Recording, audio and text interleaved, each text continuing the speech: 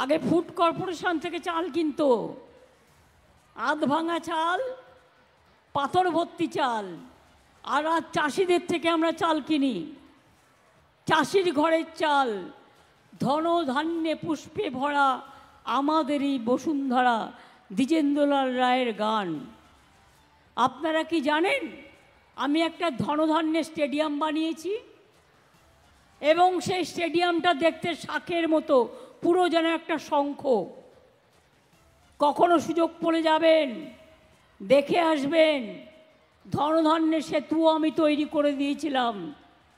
আমরা বাংলার যত মনীষী আছে সবাইকে সম্মান জানাই, সবাইকে শ্রদ্ধা জানাই, আগামী দিনেও জানাবো।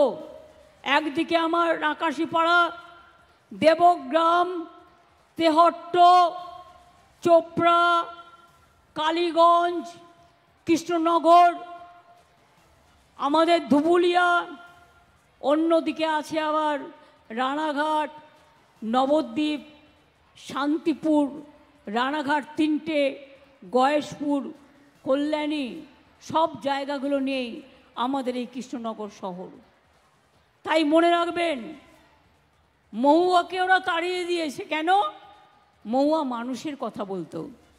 তোমরা জোর করে তাড়িয়ে দিতে পারো, কিন্তু মানুষের ভোটে মহুয়া জিতবে। আমি বিশ্বাস করি মানুষের উত্তর দেবে। রানাঘাটে আপনারা একজনকে জিতিয়েছিলেন, আমার কিছু বলার নেই। মা বোনেরা ভালো করে জানেন তিনি কি আর কি করে বেড়াচ্ছেন। কোনো কাজ নেই, কর্ম নেই।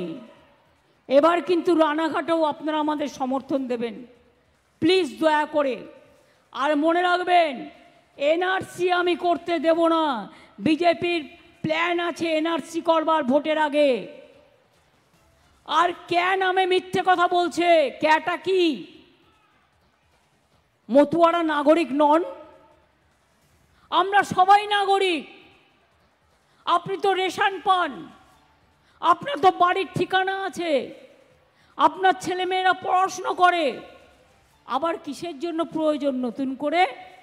আমি স্টেট আপনাদের বলি, এগুলো ওদের রাজনৈতিক চাল। এই চালে বিশ্বাস করবেন না, কারণ এই সব করে আপনাদের আইসোলেটেড করতে চায়।